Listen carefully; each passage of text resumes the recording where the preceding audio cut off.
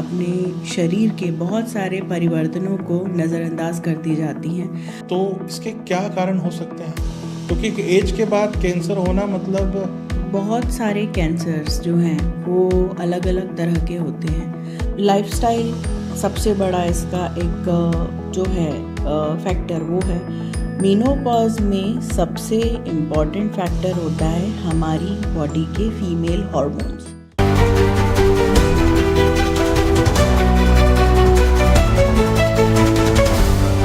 दोस्तों, एक बार फिर से स्वागत है मेरे इस पॉडकास्ट में, जहाँ पे हम आपके लिए हर बार कुछ ना कुछ नई चीज़ें लाते हैं।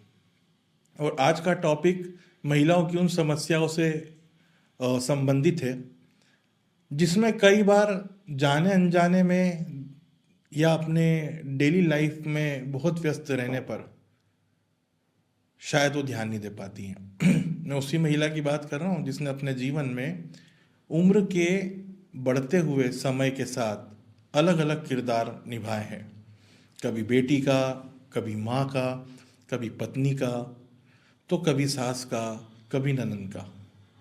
जैसे जैसे इनके ओहदे बढ़ते हैं ना साहब, वैसे वैसे इनके शारीरिक परिवर्तन भी बढ़ते हैं। कभी कभी ये पॉजिटिव होते हैं और कभी कभी ये नेगेटिव। तो आज का हमारा पॉडकास्ट इसी संबंध में है और मैं स्वागत करता हूँ डॉक्टर रेणु शर्मा मैम का, जो कि पेशे से एक गायनिक ऑन्को सर्जन है। नमस्ते मैम। जो महिलाओं में पाया जाता है, हमेशा तब डायग्नोस्ड होते हैं, तब पता चलता है इनको जब ये 3rd या 4th स्टेज पे होते हैं और फिर बड़ी पैनिक सिचुएशन बन जाती है। तो ये इतना लेट, क्या इनके सिम्टम्स लेट आते हैं कि एक्चुअली ये इतना लेट डायग्नोस होता क्यों है? थैंक यू रंजन जी। पहले तो बहुत बहुत धन्यवाद, आपने बहुत बेसिक मुद्दों पर बात करने के लिए मुझे आज इस पॉडकास्ट पे इनवाइट किया। जैसा कि आपने ये प्रश्न पूछा, उसका आंसर भी आपके क्वेश्चन और इंट्रोडक्शन में निहित था। महिलाएं अपने पूरी लाइफ में बहुत सारे रोल्स प्ले करती हैं और इन्हीं रोल्स को प्ले करते करते वो अपनी लाइफ के, अपने शरीर के बहुत सारे परिवर्तनों को नज़रअंदाज करती जाती हैं। अपनी शारीरिक बनावट और संरचना की मूलभूत व्यवस्था को वो समझने में कभी कभी गलती कर देती हैं या उसको इग्नोर कर देती हैं। तो इसलिए एक WHO की स्टडी है जिसमें ये कहा गया है कि कैंसर, चाहे वो ब्रेस्ट कैंसर हो, सर्वाइकल कैंसर हो, गर्भाशय का कैंसर हो, ओवेरियन कैंसर हो, 2 से 3 महीने तक महिलाओं में उसके लक्षण आने के बाद में भी महिलाएं उस स्थिति को इग्नोर करती हैं और उसके कारण 30 से 40% तक महिलाओं में इन बीमारियों की जो स्टेज है वो आगे बढ़ जाती है। तो ये यहाँ सबसे बड़ा जो कारण है वो इग्नोरेंस है। हम अपने लक्षणों को घरेलू उपायों के द्वारा या छोटी मोटी बीमारी समझ के और जाने देते हैं जब तक कि कोई गंभीर लक्षण सामने ना आए। ओके, तो ये सिर्फ व्यस्तता के कारण होता है या कुछ जो सिम्टम्स होते हैं कैंसर के वो किसी अन्य बीमारी से भी मैच खाते होंगे, इसलिए शायद वो अवॉइड कर देते हैं? बहुत सारे मिले जुले लक्षणों के साथ में भी कैंसर की बीमारियां आती हैं। जैसे कि हम अभी देख पा रहे हैं कि लाइफस्टाइल बहुत चेंज हो गई है। स्ट्रेस के कारण आमतौर पर महिलाओं का वज़न में बहुत अंतर आ गया है। कभी कुछ महिलाओं का वज़न एकदम बहुत अधिक होता है, कभी कुछ महिलाओं का वज़न एकदम कम होता है। मॉडरेट एवरेज वेट में महिलाएं आपको बहुत कम हेल्दी मिलेंगे। तो ऐसी कंडीशन में जब भूख कम लगना या वेट लॉस होना या वीकनेस आना, ये सब इतने कॉमन लक्षण है ना कि ये नॉर्मल वायरल फीवर से लेकर तो कैंसर जैसी बीमारी तक में आते हैं। तो ऐसी कंडीशन में महिलाएं 1 हफ्ता 2 हफ्ते तक उस तकलीफ़ को या उस परेशानी को कंटिन्यू झेलती रहती हैं, इग्नोर करती रहती हैं। लेकिन अगर बहुत ज़्यादा वीकनेस या बहुत ज़्यादा वेट लॉस हमको 1 ही महीने, 2 महीने, 3 महीने तक लगातार होता रहता है, तब फिर वो क्लिक करता है कि ये क्यों हो रहा है, और उस समय फिर हम डॉक्टर के पास पहुंचते हैं। तब तक ऑलरेडी काफ़ी डिसीज़ जो है वो बढ़ क्या चुकी होती ऐसा है। कुछ होता है कि जो आपने कैंसर के नाम बताए, जी। तो क्या ऐसा होता है कुछ कि पर्टिकुलर किसी वुमन को कोई कैंसर डायग्नोस हो रहा है तो 3 महीने या 4 महीने में फोर्थ स्टेज पे पहुंच जाता है? बहुत सारे कैंसर्स जो हैं वो अलग अलग तरह के होते हैं। कैंसर में कुछ कैंसर्स ऐसे होते हैं जो कई महीने से सालों का समय लेते हैं बढ़ने में, और कुछ इतने एग्रेसिव होते हैं कि वो कुछ दिनों में या कुछ हफ्तों में ही बहुत ज़्यादा फैल जाते हैं। तो ये टाइप ऑफ कैंसर पर डिपेंड करता है कि वो कितनी जल्दी और कितनी तेज़ी से शरीर में फैलता है। तो इसीलिए बॉडी में जब कोई एबनॉर्मल सिचुएशन आती है, कंडीशन आती है, तो उस समय उसको इग्नोर नहीं करना चाहिए, उसको तुरंत जाकर और डॉक्टर को दिखाना चाहिए। मैं ये जानना चाह रहा था कि जो आज की यंगस्टर हैं, है ना, इन्हें जो यंग गर्ल्स हैं, वुमेन्स हैं, उनमें भी ये कैंसर का परसेंटेज पहले की तुलना में बढ़ गया है। मतलब, तो इसके क्या कारण हो सकते हैं? क्योंकि एक एज के बाद कैंसर होना मतलब it may be certain condition, एक कॉमन कंडीशन बनती है एज के साथ, बट यंगस्टर के अंदर ये परसेंटेज बढ़ा है तो ये एक चिंताजनक है। पर ऐसा क्यों? बिल्कुल, ये आपका बहुत अच्छा क्वेश्चन है। और इनफैक्ट आज से 10 साल पहले जब हम कॉलेज में पढ़ते थे, उस समय हमारी जो नॉर्मली कैंसर की पॉपुलेशन थी वो मीनोपॉजल, पोस्ट मीनोपॉजल थी। 50 वर्ष से अधिक उम्र की महिलाएं होती थी। आजकल हम देख रहे हैं 25-30 की एज में गर्ल्स को ब्रेस्ट कैंसर, ओवेरियन कैंसर के प्रॉब्लम्स हो रहे हैं। तो लाइफस्टाइल सबसे बड़ा इसका एक जो है फैक्टर वो है।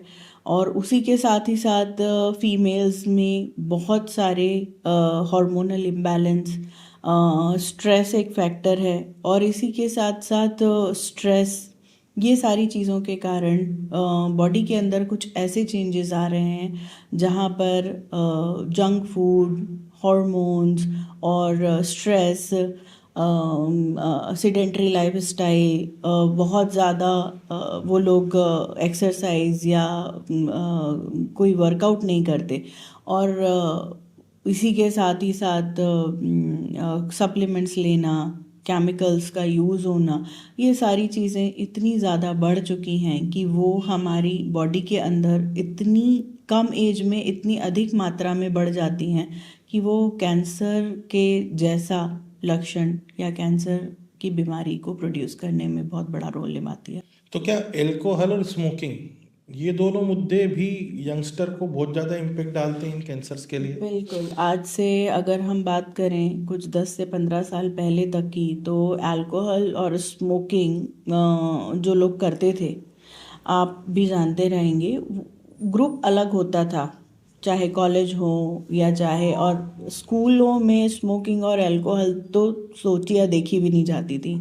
जबकि आज हम बहुत कॉमनली ये चीज़ देखते हैं कि स्कूल के बच्चे भी इस चीज़ की ट्रेनिंग स्कूल से चालू हो गई है। बिल्कुल बिल्कुल, और बहुत नॉर्मली उनको अल्कोहल और स्मोकिंग अवेलेबल है, और अलग अलग तरह से वो लोग इन सारी चीज़ों का भी यूज़ आज करते की हैं। तारीख में मैम कई जगह पे देखा गया है कि जो वीमेंस हैं वो बेसिकली सिगरेट की दुकान पे ओपनली स्मोक भी कर रहे हैं, और एल्कोहल में तो परसेंटेज लगभग पुरुषों के बराबर ही होते जा रहा है। जी। वही ना, दोनों इक्वालिटी में वो बट सपोज ये बात बिल्कुल सही है, और मैं इसका बिल्कुल सपोर्ट भी नहीं करूँगा कि किसी भी जेंडर को, या पुरुष हो या महिला हो, दोनों को स्मोकिंग और अल्कोहल नहीं दोनों लेना के लिए चाहिए, harmful दोनों के है। लिए हार्मफुल है।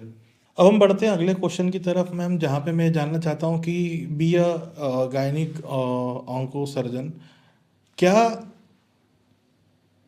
अनमेरिड और मेरिड, ये लाइफ के दो ऐसे पड़ाव होते हैं जहाँ पे एक महिला के जीवन में बहुत ज़्यादा चेंजेस आता है। घर परिवार से लेकर मेंटल हेल्थ देख लो आप, फिजिकल हेल्थ देख लो, तो क्या कैंसर के सिम्टम्स भी इस तरीके से कुछ डिफर करते हैं, या मैं पूछूं आपसे, तो अनमेरिड और मैरिड वुमन के साथ जब आप उनको चेक करते हैं, ट्रीट करते हैं, तो क्या चैलेंजेस और आते हैं आपको बेसिकली? रंजन जी, दोनों चीज़ों में ना एक बहुत बड़ा बेसिक डिफरेंस है। मैरिड और अनमैरिड वुमेन का यहाँ पर हमें, अगर हम डिसीज़ वाइज अंतर समझना चाहें, तो सर्वाइकल कैंसर की मैं आपको एक उदाहरण के तौर पे बात करती हूँ। सर्वाइकल कैंसर 90% केसेस में HPV नाम के एक वायरस के कारण होता है। HPV सेक्सुअली ट्रांसमिट होता है। तो जब लड़की सेक्सुअली एक्टिव होती है उस टाइम पर उसको HPV वायरस का इन्फेक्शन होने का खतरा सबसे ज़्यादा होता है। मतलब हम ये कहें कि अगर कोई वुमन वर्जिन है तो उसको ये कैंसर नहीं हो सकता? इन्फेक्शन होने के चांसेस 90% तक कम हो सकते हैं, बट बहुत सारे अलग मोडालिटीज़ होती हैं जिनसे इन्फेक्शन फिर भी हो सकता है। जैसे पीरियड्स के टाइम पे अगर वो टैम्पून्स या मेंस्ट्रुअल कप यूज़ कर रहे हैं, उसको हाइजीनिकली तरीके से यूज़ नहीं कर रहे हैं, उनको प्रॉपर यूज़ नहीं कर रहे हैं, तो भी HPV का इन्फेक्शन हो सकता है। तो एक तो ये बात हुई। यहाँ मैरिड और अनमैरिड से ज़्यादा मैं ये कहूँगी कि डिसीज़ के डायग्नोसिस में और ट्रीटमेंट में चैलेंजेस आते हैं। नॉर्मली अनमैरिड गर्ल को यदि पेट फूल रहा है, वज़न कम हो रहा है या पीरियड्स में गड़बड़ हो रही है, तो पेरेंट्स गायनेक के पास में जाकर मेडिसिनल या मेडिकल ट्रीटमेंट लेने में कंफर्टेबल होते हैं। अगर सर्जरी की बात आती है तो वो हमेशा हेजिटेट करते हैं कि हम ऑपरेशन करा लेंगे, उसके बाद शादी करने में दिक्कत आएगी। ये बहुत कॉमन एक परसेप्शन है, मिसकंसेप्शन है। जबकि आजकल सर्जरी की टेक्निक्स इतनी ज़्यादा इवॉल्व और इतनी विकसित हो गई हैं कि लैप्रोस्कोपिक सर्जरी, जिसको हम स्कारलेस सर्जरी बोलते हैं, उसमें महिला के पेट में छोटे छोटे से होल्स करके और सर्जरी की जाती है, तो हार्डली कोई स्कार आता है। बीमारी बढ़ाने से अच्छा है कि उसको सही समय पे सही डिसीजन लेकर या तो ऑपरेट कर दिया जाए या उसका सही तरीके से इलाज किया जाए। तो क्या ये ज़रूरी है कि हर चीज़ का सॉल्यूशन सर्जरी हो, या फिर कोई ऐसा है कि पर्टिकुलर इतनी इतनी चीज़ को हम मेडिसिन से ट्रीट कर सकते हैं और अगर कोई चीज़ इससे ऊपर जा रही है तो हमको, तो ये कैसा रहता है? बिल्कुल बिल्कुल। और कोई भी बीमारी, अगर हम बात करें, एक गांठ की बात करें या सिस्ट की बात करें, अगर कोई छोटी सी सिस्ट है या छोटी सी गांठ है तो उसको हम मेडिसिन के द्वारा ठीक कर सकते हैं। या मोटे तौर पे मैं कहूँ, किसी भी बीमारी की प्रारंभिक अवस्था को मेडिसिन के द्वारा ठीक किया जा सकता है गायनी में। कैंसर की इनिशियल स्टेज में सिर्फ दवाइयों से ठीक हो नहीं सकता सर, है? यहाँ कैंसर में बिल्कुल उल्टा हो जाता है। कैंसर की बीमारी जब इनिशियली रहती है तो वो पर्टिकुलर ऑर्गन में रहती है, और उस ऑर्गन में से बाहर अगर वो फैलेगी तो वो स्टेजेस जितना वो फैल रही है उसके अकॉर्डिंग बढ़ती जाती है। तो जब जिस जगह पे या जिस ऑर्गन में कैंसर हुआ है, हम अगर उसे सर्जिकली रिमूव कर देंगे तो उसके फैलने की संभावना कम होगी। इसका मतलब है शरीर में कैंसर फैलने से या एक ऑर्गन से दूसरे ऑर्गन में कैंसर फैलने से पहले ही हमने उसको निकाल दिया है। ये कैंसर की बात हुई है। नॉन कैंसरस या बेनाइन कंडीशंस या गायनिक कंडीशंस, जहाँ पे कि फाइब्रॉइड की बड़ी बड़ी गांठें होती हैं, ओवरी की सिस्ट होती है, एंडोमेट्रियोसिस होता है, ये सब बहुत छोटे अगर होते हैं, इनिशियल स्टेज में होते हैं, उस टाइम पे हम दवाई लेके इसको ठीक कर सकते हैं, इनका बढ़ना रोक सकते हैं। लेकिन अगर ये बड़ी गांठ हो गई है, 5-10 सेंटीमीटर से ज़्यादा की बड़ी गांठ हो गई है, 5 से 6 सेंटीमीटर से बड़ी की सिस्ट हो गई है, और उसके बाद हम सोचेंगे कि ये मेडिसिन से ठीक हो जाएगी, तो वहाँ उसके कॉम्प्लिकेशंस अलग होते हैं, तो उसको उस समय सर्जरी से निकालना ज़्यादा ज़रूरी होता है। अभी आपने एक टर्म बीच में यूज़ किया था, HPV वायरस। इसकी जो वैक्सीन आती है, इसको लेकर भी लोगों को मतलब बहुत सारे मिसकंसेप्शन हैं। बिल्कुल। तो क्या वो मिसकंसेप्शंस हैं, और ऐसा उन्हें क्यों लगता है, जो ये इस चीज़ को लेकर एक अफवाह है, तो उनको ऐसा क्यों लगता HPV है? वायरस एक तरह का वायरस है। मैं इसको ना सभी को ऐसे समझाती हूँ कि जैसे कोरोना वायरस से हुआ था, उसके कारण छींकने और खांसने से हुआ था, और उसके कारण उसके जो वायरस थे वो लंग्स में जाते थे, निमोनिया कराते थे। जबकि एचपीवी वायरस जो है वो मेल्स और फीमेल्स दोनों को इन्फेक्ट करता है। तो सबसे बड़ी भ्रांति जो ये है कि ये मेल्स को इंजेक्शन लेने की ज़रूरत नहीं है, ये गलत है। मेल्स और फीमेल दोनों के लिए एचपीवी वायरस का इंजेक्शन होता है, पहली चीज़ तो।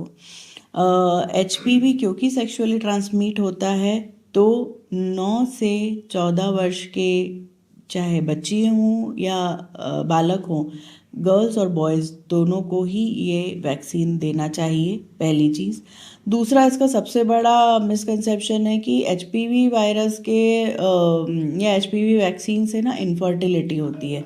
ऐसा बिल्कुल गलत है, ऐसा कुछ भी नहीं होता, कोई इनफर्टिलिटी नहीं होती।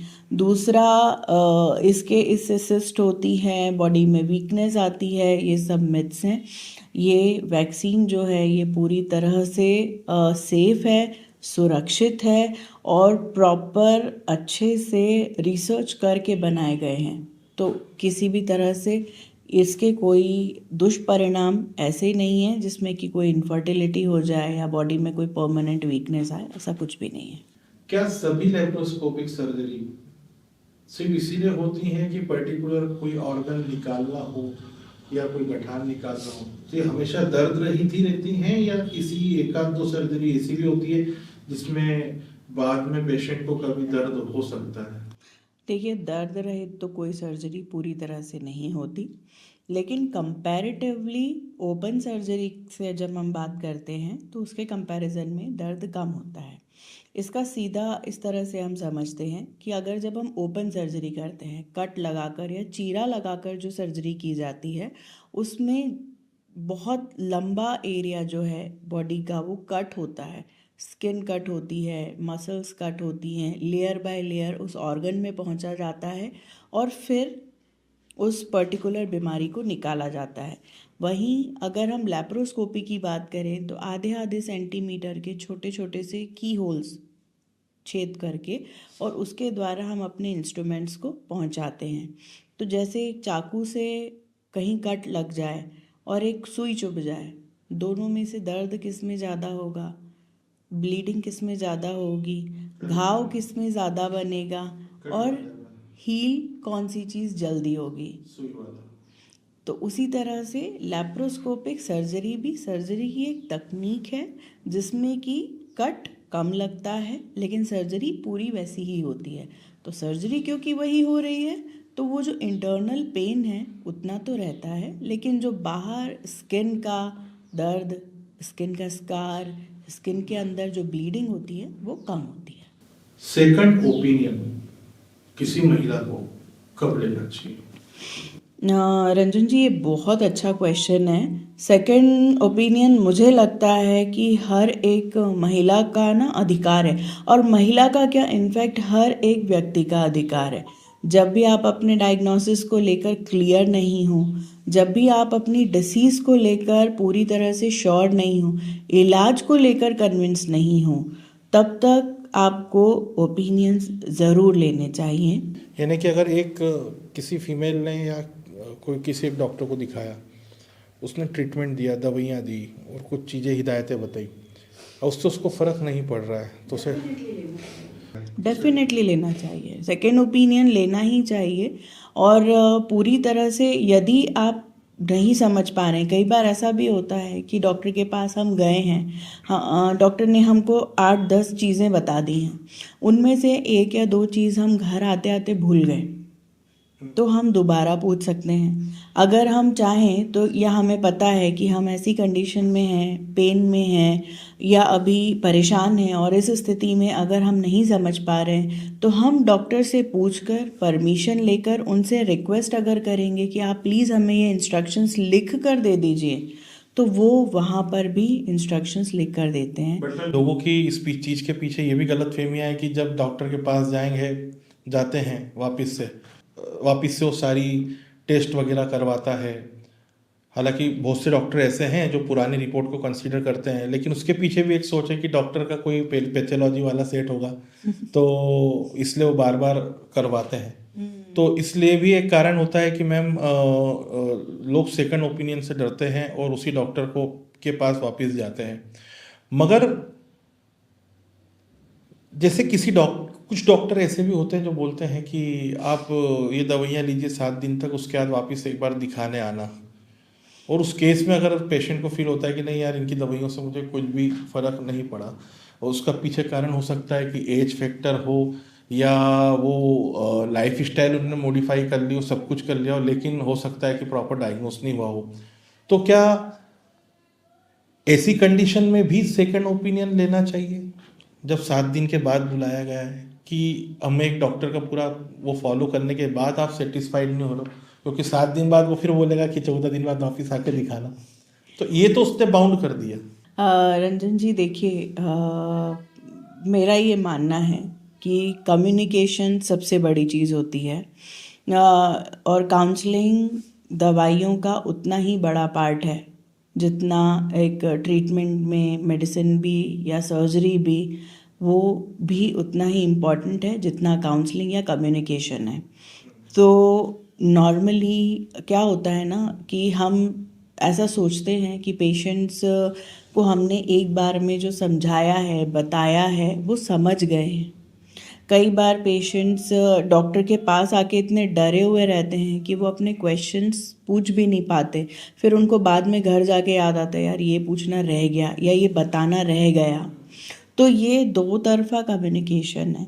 अगर आप अपने डॉक्टर के साथ कंफर्टेबल नहीं होंगे, उनसे पूरी बातें खुल के नहीं पूछ पाएंगे, तो वो हर चीज़ को आपको बहुत डिटेल में एक्सप्लेन नहीं कर पाएंगे। जैसे आपने कहा कि एज ज़्यादा है, दवाइयों का असर अलग अलग तरीके से होता है, वैसे ही डॉक्टर ये चीज़ मान के चलता है कि आप शायद ये चीज़ कहीं समझ रहे हैं। तो अगर मन में कोई भी शंका, कोई भी डाउट आता है, तो आप प्राइमरी डॉक्टर से ज़रूर पूछें कि सर क्या ये मैं दवाई ले रही हूँ या दवाई ले रहा हूँ, इसका कोई साइड इफ़ेक्ट है, इसका कितने दिन में मेरे को असर मिलने लग जाएगा, और अगर इतने दिन में मुझे असर नहीं मिले तो क्या मैं वापस से आपसे पूछ सकता हूँ, क्या मैं 7 दिन पहले भी आ सकता हूँ। तो ट्रस्ट सबसे बड़ी चीज़ है, वो आपको करना ही चाहिए। लेकिन अगर फिर भी आप कन्विंस नहीं हैं, प्रॉपरली कम्युनिकेट नहीं हो पाया है, तो सेकेंड ओपिनियन लेने में कोई बुराई नहीं है। अब हम बात करते हैं कि जैसे से महिलाओं की एज बढ़ती है तो उनमें हार्मोनल चेंजेस भी आते हैं। इन चेंजेस का इनकी जो प्रेगनेंसी लाइफ या सेक्सुअल लाइफ आप बोल लें, इन पे और रिलेशनशिप पे क्या इम्पेक्ट पड़ता है? जैसा कि हमने बात की थी थोड़ी देर पहले कि एज ग्रुप बहुत चेंज हुआ है। पहले जो पेरीमीनोपॉजल एज ग्रुप था वो 40-45 साल की उम्र में हम देखते थे। अब वो एज ग्रुप जो है ये 35-40 की एज के पहले आने लगा है, यानी हार्मोनल चेंजेस जो हैं वो बहुत कम एज में आने लगे हैं। तो इसका सबसे बड़ा reason again stress, lifestyle, junk food, और उससे भी ज़्यादा है एक्सरसाइज ना करना। ये सारी चीज़ें, प्रॉपर रेस्ट नहीं हो रहा है, नींद पूरी नहीं हो रही है, कंटिन्यूस स्ट्रेस में काम कर रहे हैं, मल्टीटास्किंग हो गए हैं, junk food, ready to eat food जिसमें कि प्रिजर्वेटिव्स बहुत ज़्यादा हैं, उन सारी चीज़ों को यूज़ कर रहे हैं। ये सारी चीज़ें, केमिकल्स हमारी बॉडी में धीरे धीरे धीरे करके डिपॉजिट होते रहते हैं, और उसके कारण प्रॉपर उनका एक्सक्रीशन नहीं हो पाता, वो बाहर नहीं निकल पाते क्योंकि हम रेगुलर एक्सरसाइज नहीं कर पा रहे हैं, और इस कारण बहुत यंग एज में इस तरह के हार्मोनल चेंजेस देखने को मिल रहे हैं। जब एक महिला के पीरियड बंद होते हैं 45 to 50 ईयर की एज होती है, तो ये जब स्टॉप होते हैं तो उसके बाद उनके शरीर में कौन से चेंजेस हैं जिनके लिए उनको पहले से ही प्रिपेयर होके प्रिपरेशन जिसकी करना चाहिए? जैसे कई बार कुछ लोगों का वेट गेन हो जाता है, और भी बहुत सारे चेंजेस आते होंगे, तो वो कौन कौन से चेंजेस हैं, और उसके लिए इन महिलाओं को किन चीज़ों के ऊपर ज़्यादा ध्यान देना चाहिए? मीनोपॉज अपने आप में एक बहुत बड़ा टॉपिक है, और ये उन सभी महिलाओं से मैं ये कहना चाहूँगी कि मीनोपॉज की तैयारी मीनोपॉज होने के बाद नहीं, पहले से शुरू करनी चाहिए। 45 से 50 साल की उम्र में जब पीरियड्स बंद हो गए हैं, पीरियड्स बंद होना यानी एटलीस्ट 1 साल तक पीरियड्स नहीं आना, उसको कहते हैं, पहली चीज़ तो। दूसरी बात, इसके लिए हम कैसे प्रिपेयर कर सकते हैं, उसके 10 साल पहले से प्रिपरेशन शुरू कर दीजिए। मीनोपॉज में सबसे इम्पॉर्टेंट फैक्टर होता है हमारी बॉडी के फीमेल हार्मोन्स। वो धीरे धीरे करके कम होने लगते हैं, और सबसे इम्पॉर्टेंट जो हार्मोन है वो ईस्ट्रोजन है। वो हमारी मसल्स और बोन्स को स्ट्रेंथन करता है, हमारी बॉडी के मेटाबॉलिज्म को अवेकन रखता है। जब ये हार्मोन कम होता है तो उसके कारण हमारा पूरा नर्वस सिस्टम से लेकर पूरी बॉडी का मेटाबॉलिज्म सब चेंज हो जाता है। तो जिस ईस्ट्रोजन के कारण लेडी अलर्ट और अवेक रहती थी, इमोशनली सिंपथाइज करती थी, वो इमोशनल नम होने लगती है, इसीलिए लॉस ऑफ लिबिडो या सेक्सुअल ड्राइव कम होने लगती है। कभी वो बहुत ही ज़्यादा हैप्पी रहेगी और कभी एकदम इरिटेबल रहेगी, मूड स्विंग्स होने लगेंगे। मसल्स धीरे धीरे उनकी स्ट्रेंथ कम होने लगती है, इलास्टिसिटी कम होने लगती है, इसीलिए जॉइंट पेन, लेग्स में पेन होने लगता है, स्किन लूज़ होने लगती है, लिगामेंट्स लूज़ होने लगते हैं। बोन्स में कैल्शियम डिपॉजिशन कम हो जाता है, तो बोन्स धीरे धीरे फ्रजाइल या बोन्स धीरे धीरे वीक होने लगती हैं, तो मल्टीपल बॉडी पेन्स होने लगते हैं। सेंट्रल नर्वस सिस्टम या ब्रेन पे उसका इफ़ेक्ट ये होता है कि धीरे धीरे करके याददाश्त भी कम होने लगती है। तो ये सारे सिम्टम्स हैं। अब इनसे निपटा कैसे जाए, तो सबसे अच्छी, जो मैं पूरे पॉडकास्ट के शुरू से आखिरी तक में बोलती हुई आ रही हूँ, एक्सरसाइज। और इस समय हमें कौन सी एक्सरसाइज करनी चाहिए, तो इसका सबसे अच्छा जवाब है योगा। योगा और भी कुछ नहीं करते बने तो आप सिंपल वॉक करिए, घर में वॉक करिए, ट्रेडमिल पे वॉक करिए, और भी कुछ नहीं है तो सिंपल प्राणायाम करिए, जो हम लेटे लेटे भी सांस तो ले ही सकते हैं, एक पर्टिकुलर रिदम में लेना है। ये मैं अपने सारे पेशेंट्स को बोलती हूँ, फिर वो चाहे गायनेक के हों या कैंसर के हों, आप कितने भी वीक हों, कोई भी तकलीफ हो, लेकिन at the end of the day आप ब्रीदिंग तो कर ही रहे हैं। तो आप योगा के साथ में अपनी बॉडी का जो सिस्टम है, मेटाबॉलिज्म है, उसको बहुत अच्छे से कंट्रोल कर सकते हैं और लंबे समय तक अपने आप को स्ट्रॉन्ग रख सकते हैं और हेल्दी रख सकते हैं। वो कौन सी गलतियां हैं जो अक्सर महिलाएं करती हैं, जिनके कारण उनको आगे चल के बड़ी प्रॉब्लम्स होती है? हालांकि इसमें बहुत कुछ परसेंटेज ऑफ रेशो एक लाइफ स्टाइल का भी होगा, क्योंकि हमारे पूरे पॉडकास्ट में लाइफ स्टाइल एक बड़ा कारण रहा है। लेकिन क्या कोई ऐसी छोटी छोटी गलतियां हैं जिसको लोग अवॉइड कर देते हैं या सोचते हैं यार आज नहीं कल करेंगे, इससे तो कुछ नहीं होता, लेटेड भी देखेंगे, आगे सोचेंगे, या कोई ऐसे छोटी मोटी चीज़ें जिनके संकेत बड़ी बीमारियों की तरफ होते हैं जिन्हें लोग नज़रअंदाज कर देते हैं? बिल्कुल, मैं ना ऐसे गिनती पे गिनाना चाहूँगी, उंगलियों पे गिनाना चाहूँगी। तो सबसे पहला है दर्द को सहन करना। हमेशा कहीं ना कहीं बॉडी में पेन होता रहता है, लेकिन महिलाएं उस पेन को सहन करके और काम करती रहती हैं अपने डेली रूटीन में, अपने घर में, अपनी फैमिली में, कहीं भी कुछ भी हो, पेन सहन करना पहली गलती। दूसरी गलती जो बहुत कॉमन है वो है गूगल। सारी महिलाएं जो हैं वो ऑनलाइन सर्च करते हैं, गूगल, यूट्यूब, आजकल जीपीटी भी आ गया है, और उससे भी पूछकर डायग्नोसिस बनाकर और फिर ट्रीटमेंट अपने हिसाब से लेकर और फिर आते हैं डॉक्टर के पास में, तब तक देर हो चुकी होती है। चौथी चीज़ है जो हम सब के लिए बड़ी पेनफुल है, और वो है कि हम हर चीज़ को नॉर्मल और घर के घरेलू नुस्खों से ठीक करने की कोशिश करते हैं। घरेलू नुस्खों में कोई बुराई नहीं है, लेकिन उसकी एक लिमिट होती है। जब दादी नानी हमको गरम हल्दी का दूध पिलाती थी, वो 1 दिन या 2 दिन होता था, 2 हफ्ते नहीं होता था, यहाँ प्रॉब्लम्स वो आ गई हैं कि हम उन्हीं घरेलू नुस्खों को ये सोच के कि हम अपनी बीमारी को या प्रॉब्लम को ठीक कर लेंगे, वो ठीक बात नहीं है। तो ये कुछ प्रॉब्लम्स हैं, ये कुछ गलतियां हैं जो महिलाएं जानबूझकर तो नहीं पर अनजाने में करती हैं, और इसके कारण उनकी प्रॉब्लम्स ज़्यादा बढ़ जाती हैं। अभी आपने लेप्रोस्कोपिक सर्जरी के बारे में भी बात करी थी। क्या कम उम्र की महिलाओं में अगर लेप्रोस्कोपिक सर्जरी करते हैं तो क्या इसका संबंध उनके आगे की प्रेगनेंसी लाइफ में पड़ता है, या उनको माँ बनने का कोई रिस्क जोखिम बढ़ जाता है? देखिए, जैसा कि मैंने बताया, अलग अलग कंडीशंस की अलग अलग अपना एक फ्यूचर टेंडेंसी होती है। गायनिक सर्जरीज़ की जहाँ तक मैं बात करूँ तो वहाँ पर नॉर्मली लैप्रोस्कोपिक सर्जरी उन कंडीशन में की जाती है जहाँ पर कि गांठें जो हैं उन्हें सुरक्षित तौर पर, या सिस्ट जो है उसे सुरक्षित तौर पर निकाला जा सके। सर्जरी की अपनी टेक्निक होती है, सर्जन की अपनी एक स्पेशलिटी होती है।